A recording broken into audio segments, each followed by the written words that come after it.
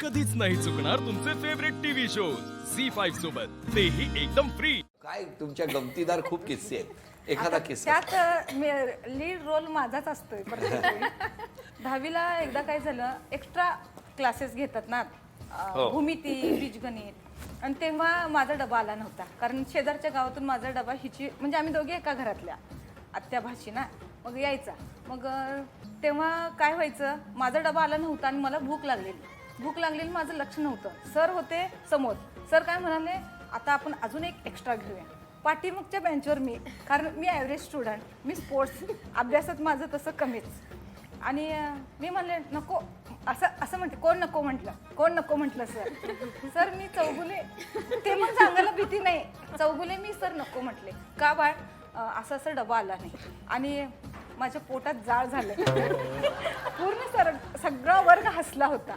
कारण कसं आहे, आपलं पाहिजे ना फ्युएल इंजिनला, त्याच्याशिवाय लक्ष कसं लागणार. नाही आता जाळ नाही ना होत. ऍक्च्युली होतोय कारण सकाळपासून काही खाल्लेलं नाही. काय सांगता. अरे वा, बरं होऊ द्या जाळ.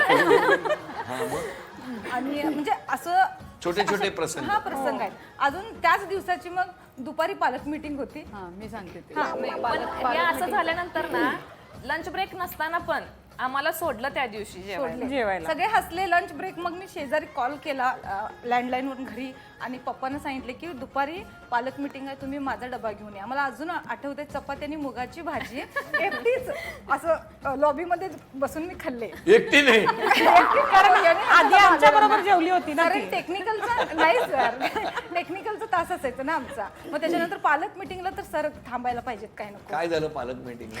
नाही तो नाही, त्या जादा तासाचाच आणखी एक किस्सा आहे तिचा. एक मॅडम आल्या होत्या बाहेरून, भाषा विषयावर त्या गायडन्स देत होत्या. निबंध कसे लिहावेत, मग निबंधाचे वेगवेगळे प्रकार, आत्मवृत्त, असं त्या आत्मवृत्तावरती त्यांनी खूप डिस्कशन दिलं. आणि म्हणाल्या, बरं आता सगळ्यांनी सांगायचं आहे, एखादं आत्मवृत्त आपण इथे बघायचं आहे, असं त्या म्हणाल्या. मग कोण बरं मला विषय सुचवेल, असं त्या सांगितलं. ही लगेच जखमी वाघाचे आत्मवृत्त. अभ्यासात ॲव्हरेज, तर बोलायला पुढं सुचवायला. मग बिचारा त्या मॅडमांना जखमी वाघाचे आत्मवृत्त मनोगत असं सांगावं लागलं. मग तो वाघ जखमी असल्यानंतर तो हळहळा लागला. मग आम्ही हसायला लागलो. अशा प्रकारचं खूप मजेशीर, आम्ही सगळे हसत होतो. आणखीन एक किस्सा सांगते. ऍक्च्युली आम्ही फक्त ही सोडली तर आम्ही सगळ्या कुंभोजच्या. तर कुंभोजला आम्ही बसनी जायचो. आणि एक दिवस जाताना काय झालं, ड्रायव्हरच्या मागे जी लांब सीट असते ना, तिथे आम्ही सगळे एका रांगेत असे बसलो होतो. आणि कंडक्टर आल्यानंतर आम्ही अगोदरच ठरवलं होतं की आज हाफ तिकीट काढूया. ॲक्च्युली सगळ्यांचं फुल तिकीट, पण आम्ही ठरवलं की सगळ्यांनीच एका सुरात ठरवलं की हाफ तिकीट काढूया. आणि कंडक्टर आल्यानंतर सगळे एका सुरात पैसे देत की एवढे हाफ. त्यांनी असं बघितलं. मग फक्त मी आणि ती सुजाता, आम्हाला दोघींना सोडून त्यानं सांगितले की सगळ्यांचे बुक्स दाखवा, की तुम्ही तर सगळे फुल दिसताय आणि हाफ तिकीट काढताय. असं म्हणून आम्हाला दोघींना, आम्ही अगदी म्हणजे सोज्वळ रूप म्हणजे मी त्यातली नाही, मी खरंच लहान आहे आणि माझं हाफ तिकीट आहे आणि दिसताना मी दिसायचेच ना लहान. तर आम्ही एकदम असं सालस बसलो होतो दोघी, की ह्यांना मग फुल तिकीट काढायला सांगितलं, यांनी काढलं आमच्या दोघींचं हाफ तिकीट. झी5 ॲप डाउनलोड करा आणि पहा सर्व एपिसोड्स एकदम फ्री.